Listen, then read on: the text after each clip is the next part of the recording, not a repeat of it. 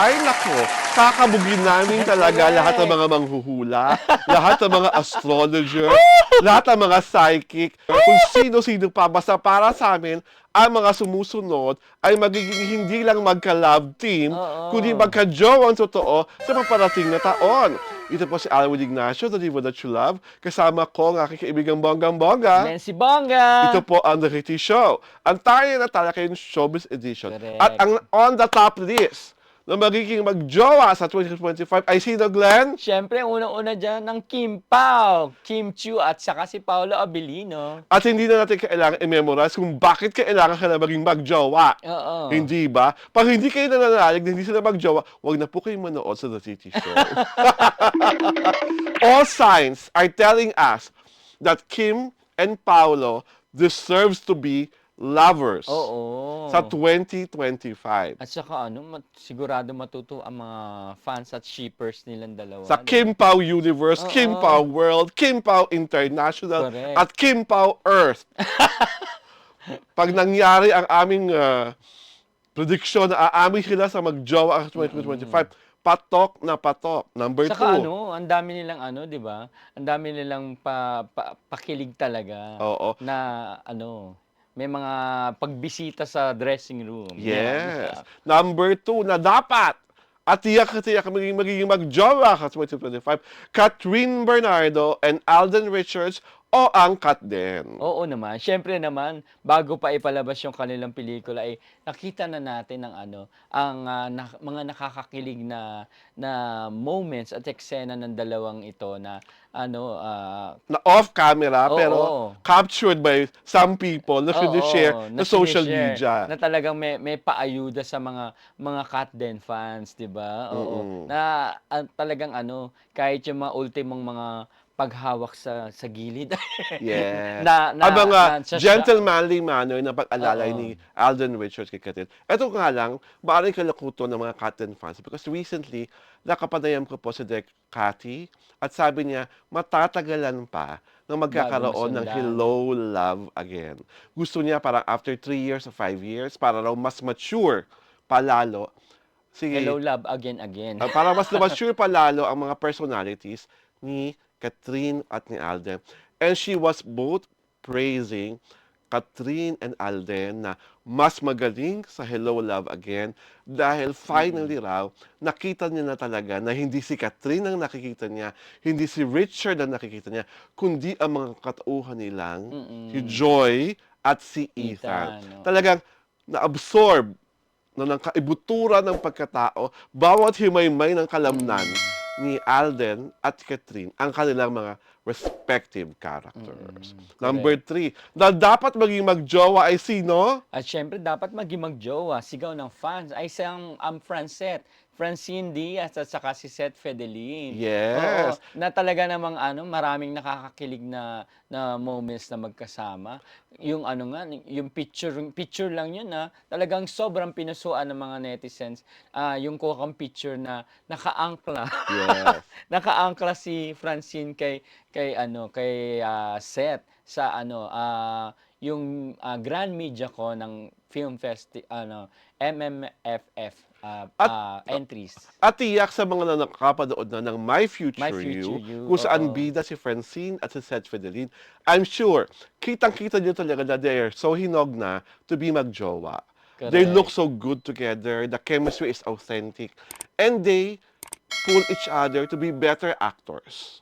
Diba? Next, sino dapat maging jowa sa 2025? Ayan, na tinutulak talaga ng todo ng kanilang mga kaibigan sa At showbiz. pati na rin ang kanilang mga magulang.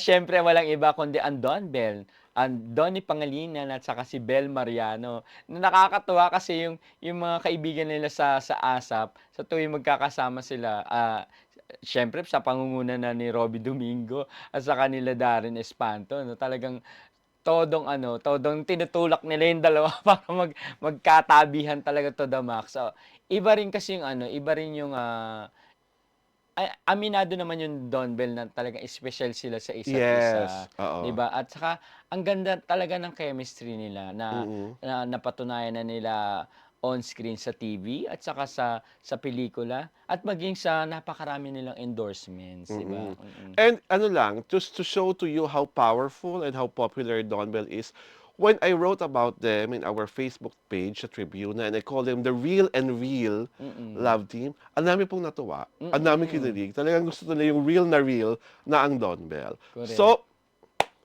Donnie Pangilinan and Bel Mariano ay palong-palo kayo Correct. sa pagiging magjowa for 2025. Next, Glenn, sino yan? At syempre, hindi mawawala sa listahan natin ang Kyle Drea. Caldrea for the win! Matutuwa ang mga kahel. Fans sina Kyle Echari at saka ni Andrea Brillantes. Yan. Syempre, yung nakakatuwa dito sa dalawang to na kahit hindi sila magkasama sa isang proyekto, ay pinapahalagahan nila yung kanilang relationship bilang magkaibigan. Bilang best friends. Oo, na talagang makikita natin sa mga sa mga shoots and everything na may mga paghihintayang pagbabantay na nagaganap sa mga dressing room at kung saan And they had a man. recent concert, out-of-town concert recently Yes. sa Tacorong ba yun? I hope I got the place right. Nakita kita sa social media, sa X, kung gaano ka-sweet pag ang Caldrea ay nagpe-perform Oo on nga. stage. At kahit off-stage, talagang sweet na sweet sila. Kahit nga do'n sa ABS-CBN Christmas special, talagang tumodo ng kaswitan nitong dalawang ito. Ay! Ay, bigla nakasama yan! Baka talaga kailangan isama to. Baka mamaya mabash na naman ako. At sabihin nila, meron naman akong kalandian agenda. nga. Pero ako po talaga, Siya po ang may sala ako po niyan. talaga ang may sala. Alam ko po, ang mga kapwa ko shipper lang ang makakauna. Ako bakit Oo ko nga. pinupush na for 2025. Ito, seryoso to. For 2025 po, gusto ko po talaga na maging magjowa si Ken Suson at si Stel Ahero. Ay! Kung bakit ko po sila gustong magjowa, wala pong basagan ng trip. Show po namin ito. So, bahala na po kayo kung gusto niyo mapuot at masuklam. Oo. Basta ako, kasama ko ang isang batalyong Kenton Shipper, ay umaasa na hindi na kailangan basta maging mag-brother, magtropa, mag-BFF. Gusto ko po, kung talagang i-allow ng universe, Humahaba ang decide, hair ko. inaayaw ng universe at decide at ng pulis pangkalawakan na sila ay mabless na maging couple. Kung hindi po naman, please do not take it against me and do not take it against the Kental Shipper. Kami po naman ay nakatungtong ang aming mga paa sa lupa. Wishful thinking lang po ito. Wishing out loud kasi nga, diba, listahan ng mga magjowa for 2025. So kung hindi mangyayari, wala naman pong masamang mangarap, di po ba? Libre po ang mangarap. So wag po kayong mainis, wag po kayong magalit. Ako lang po ito. Opinion ko lang po ito. Huwag niyo po isasama si Glenn. Huwag niyo rin po isasama ang ibang Kental Shipper. At huwag niyo pong isasama ang ibang 18. Andrea for the win! Sa mga ibang 18 na maiinis sa akin, karapatan niyo po namang mainis. Pero again, show ko po ito. At dahil mag-New Year nga, ay pinagbigyan ko ng Oo. wishful thinking ng ating Oo, pinagbigyan diva. pinagbigyan ako ni Glenn. Akin na diva that you love wishful thinking na maging ang mag-Kental Oo. ay maging mag-jowa. Sa akin naman, syempre, sana mapagpatuloy nila yung kanilang pagiging magkaibigan Yes, talaga. Yung oo. kanilang closeness bilang magkaibigan. Lahat At ang ng- buong SB19, Lahat po syempre. naman ng mga SB19 ay magtunay na magkakapatid ang turingan. Mm. Diba? Ito po ay wish. Hindi naman po ibig sabihin pag winish ko, magkatotoo. Di po ba? Hindi naman po ako diwata ng mga kahilingan. Napag sabi ko, magiging magjowa ang mag-Kentel, magiging magjowa. So, wag po mapraning. Hindi ko po sinasabing magjowa sila. Wish ko po ito. Diba? I'm sure naman, kung magmamanifesto, dahil talagang dapat mangyari. Pero kung hindi naman mangyari, wala pong masama. So, wag pong mapikon, ha? Ito na po ako, nakasabi ko, wag mapipikon, wag mo iinis. Ako lang po ito. Correct. Huwag niyo pong idamay ang TT show.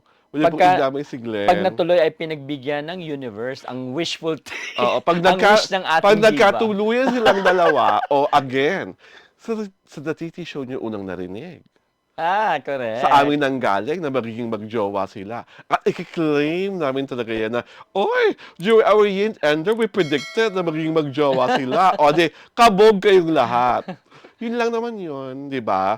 Pero sa amin, we just wish everyone a happy new year, a Correct. prosperous new year, and a healthy new year. At sana mag-subscribe. At sana po, syempre pa, kanyo, ang isa po sa pinakamalaking New Year's wish namin, kaibigang bonggang-bongga, ay mag-subscribe po kayo sa aming YouTube pagina, sa Diario Tirada. At syempre pa, sundan niyo po kami sa aming Facebook pagina para hindi kayo may iskupan. Correct. Ang Reality Show po ay nagsisimula, pinapanood pala rather, tuwing Sabado at Linggo, alas 4 ng hapon. Ito po si Alwin Ignacio, the Divo That You Love. Kasama ko ang aking kaibigang bonggang-bongga. Glenn si Ito Bongga. po ang The Kitty Show, ang Taray na Talakayan Showbiz Edition. Happy New Year to all! Yes, happy Sunday and happy New Year's po sa inyong lahat. Maraming salamat sa panonood.